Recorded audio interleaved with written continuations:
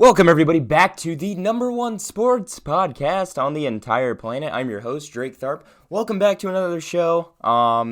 It's kind of in that weird spot of the sports season, March 2nd. Right before March Madness, everybody loves March Madness. The Super Bowl just commenced. We're kind of in the playoff fighting spot in the NBA right now. No college football to be found except for the Combine NFL draft prospects making their names shown. But we have a few stories on the table today, a few topics to talk about. Welcome back to the show, everybody. Let's jump into it. First thing I want to talk about, Morant. Okay, put on a 52-piece last night. A lot of highlights, posterizing Jakob Poeltl.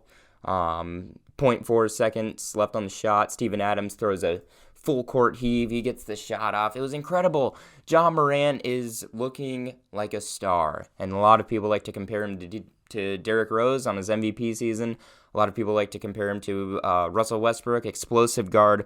There's a lot of comparisons people are liking to make for Morant. Now, the question that popped into my mind, is he the next face of the NBA? Now, you may say, Drake, that's way too soon. Ja's only 22. You have guys like Giannis behind him. I have a few points to make that regard him maybe as the next face once LeBron retires. He's got the look. Morant's a good-looking cat, okay? He's a good-looking guy. He's impressive and confident in interviews. I saw an interview where they asked him, what does the dunk contest look like to you? Would you compete in it? Would you ever do it? He wants $1 million. He's confident. He's cold in interviews. He's a cool guy. When Bron retires, looking at Morant right now, what will his talent develop into? At the time that LeBron retires, I could see him. If he manages to stay healthy, as maybe the most explosive guard of all time. He is a very underrated shooter. A lot of people like to talk about his dunks, but the guy can shoot too. The guy can shoot the lights out. A comparison I'd like to make too is he was drafted into Memphis like LeBron was in Cleveland. The save the franchise complex. Low market team, Cleveland Cavaliers with LeBron. They were nothing before LeBron came into the scene. Memphis hasn't been crazy impressive. Last time they were, contending was when Marc Gasol was a first All-NBA team player. I like the comparison there is the save the franchise complex when LeBron was drafted into Cleveland and now Ja's drafted into Memphis to save the Grizzlies. I like that there. They're not the most notable guys on either team. When LeBron was first drafted into Cleveland, you couldn't name really anybody besides LeBron. Now in Memphis, you have centers who are getting traded around left and right, like Steven Adams. But Steven Adams is a really solid player. I really don't understand why he's traded around so much.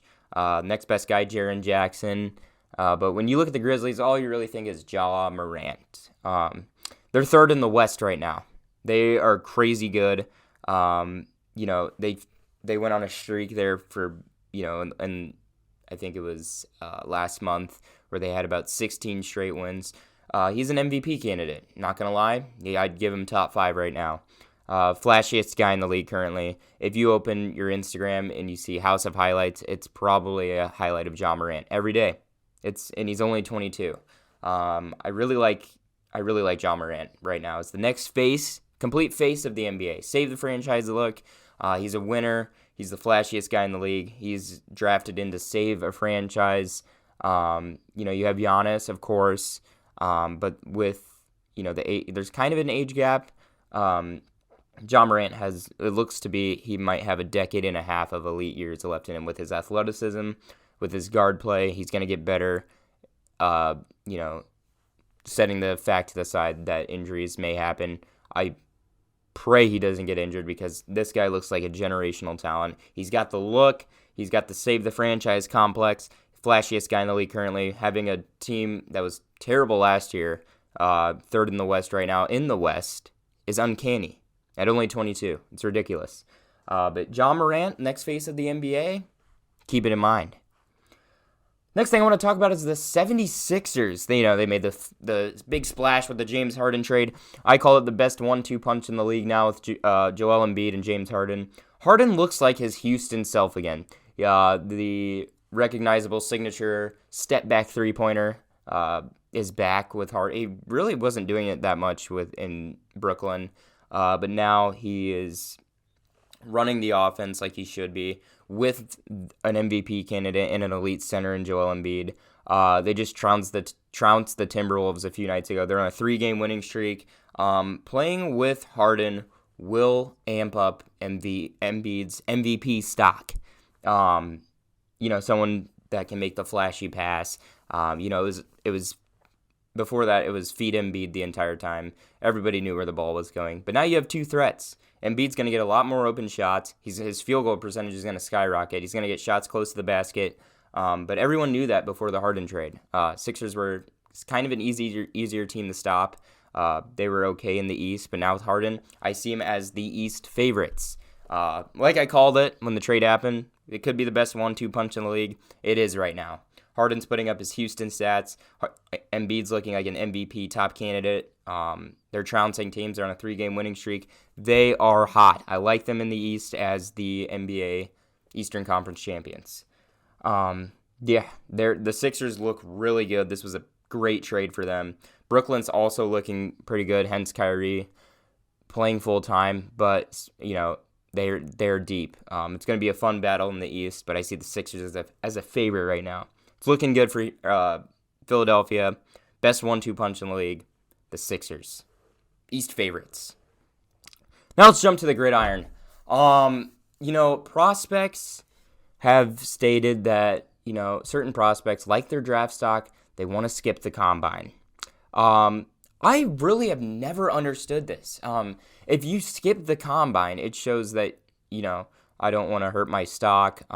It also shows that I don't believe in my athleticism. Guys like Evan Neal are holding out.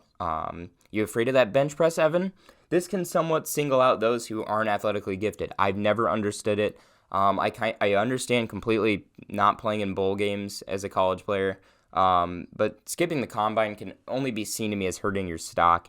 It started out with skipping bowl games. Now it's the combine. I don't see it as a way to stray away from injuries. I see it as I like my stock where it's at. I'm going to keep it. Now, this may not hurt players' stock, but if I'm an NFL exec and I see a guy skipping the combine, they're going to drop down a little bit on my list. The combine only shows athleticism, not true skill. But, you want athletic guys on your team, right? It kind of just singles out those who aren't as athletically gifted. Skipping the combine, not a fan of it if I'm an NFL exec. If I'm looking at players and they're skipping the combine, you're dropping down on my big board. Evan Neal, offensive tackle from Alabama, was first to say it here this morning. So I just had a thought about it. I really don't understand it. It shows more skipping the combine than actually going to the combine, I'd say. But yeah, your stock's there. If you don't trust your athleticism, why not change it? I guess. But if you don't trust yourself athletically, I'm dropping you down on my big board. Anywho, we have a little game I'd like to play called In or Out, Quarterback Buzz Edition. I have a list of quarterbacks here. There's a lot of talk about, quarterbacks switching teams, where certain quarterbacks going to go, Aaron Rodgers and Russell Wilson, mainly highlighting that. But the list of quarterbacks here, I'm going to tell you if I think they're staying in with their team for the next year or if they're out, if they're going somewhere else. Jimmy Garoppolo first on the list. The 49ers made the NFC title game. Nobody really expected it. A lot of people expected Green Bay. But they, everywhere else besides the quarterback position, they excelled at. Defensively, offensive line, running the ball. Deebo Samuel is one category. The one position that they lack is quarterback. They do not have an elite ball thrower. They get that, they are set. And that's the guy that Trey Lance can be. If I'm the 49ers, Jimmy Garoppolo is out. I could ship him off somewhere where they can use a bridge quarterback, somewhere like Houston, somewhere like, Washington as well. A bridge quarterback, someone to play the role for the next upcoming year, and then looking at next year's draft with a stealthy quarterback class for sure. Jimmy Garoppolo out in the 49ers. They have stellar performers everywhere except the quarterback position. Trey Lance can be that guy. He's sat and watched for a year. I think he's ready to go in. Aaron Rodgers. There has been talk about a big 2-year deal going in. Aaron Rodgers maybe signing the biggest contract in the NFL.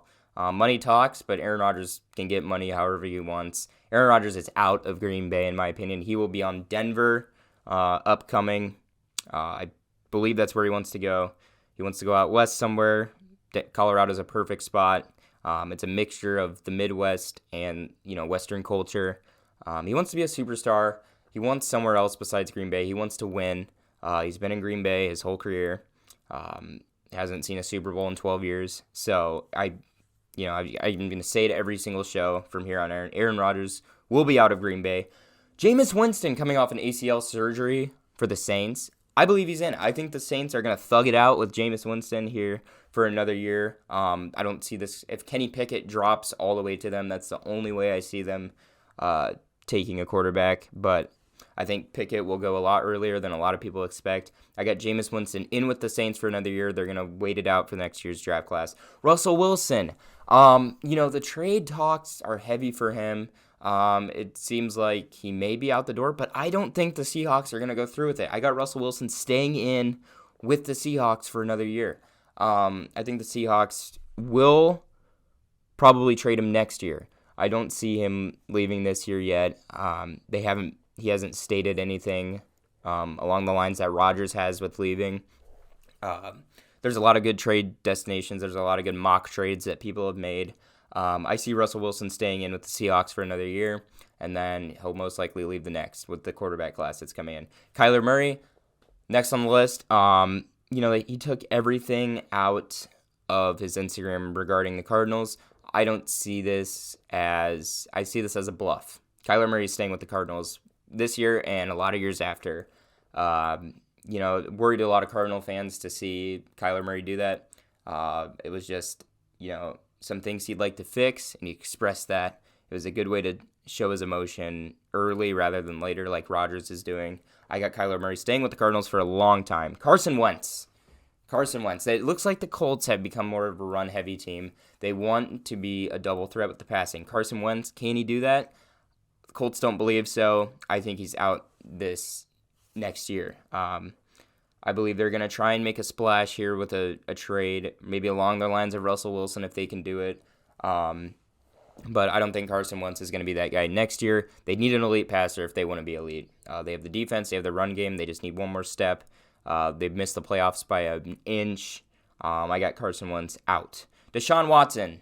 This is a weird one, but he's staying with the Texans. The legal lawsuits are not going to get solved in time for next season or maybe the season after. This is a rancid case. Even if he does get traded, there's civil suits that he'd like to fight off one by one, and he stated that. So Deshaun Watson in with the Texans. We won't see him on the field for a while. It's big trade talk. Everyone likes talking about Deshaun Watson, but it's not going to get solved anytime soon. I'm sorry to burst your bubble, Texans fans. Anywho, Jalen Hurts in. I'm a big fan of Jalen Hurts. I think he's a franchise guy. I don't think there was talks about Russell Wilson swapped for Jalen Hurts in a few picks.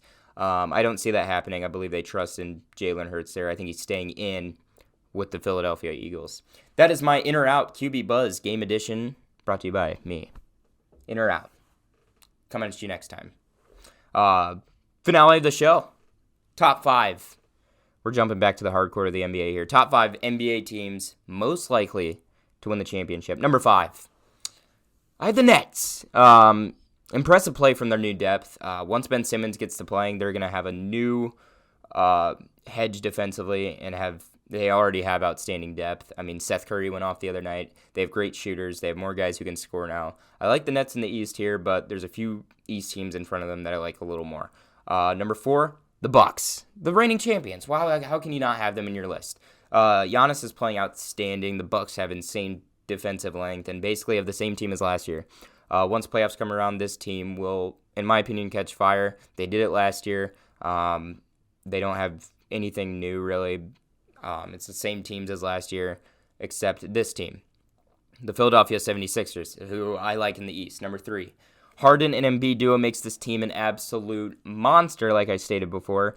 I think, this 1-2 punch that's going to be unstoppable come playoff time.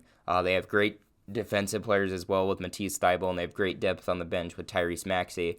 They kept those guys with the trade with the Nets, and I think it's going to play off for them. I think they're making the finals in the East. Number 2, I have the Warriors. It's going to be Warriors-Suns in the conference finals. Clay's back and better than ever. They have a lot more depth than prior title-winning Warrior teams. It's the same old song and dance with them. They have the shooters. They have the 2 best shooters of all time. They're incredible. They'll always be incredible until Steph or one of them retires. I got the Warriors at number 2. And number 1, I have the Phoenix Suns. They, as much as they don't lose in the regular season, imagine how they're going to be in the playoffs, in a best-of-7 series. You really think a team is going to beat the Suns 4 times in a series? I don't think that's happening. I think they're the best pure basketball team. They are near perfect everywhere. They have the facilitator in Chris Paul, the all-around scorer in Devin Booker, and the monster down low in DeAndre Ayton. And besides that, they have an insane bench. They're the best pure basketball team, in my opinion. In a 7-game series, they lose 4 times. I don't see it at all. I got the Suns winning the championship this year. So far, this list could change. It's like the power rankings list, if you guys remember that, way long ago. NFL season, flashback Drake's Corner. Anywho, those are my top 5 teams most likely to win the chip. I got the Suns at number 1. And, that about covers it here on Drake's Corner. Thank you, everybody, for watching. Slow time in sports. It'll kick a notch here once playoff time goes around. We see a little more from the NBA, NFL, free agency, NFL draft, all that. March Madness is around the corner. Anywho, thank you guys for watching, and I will see you guys next episode. Peace.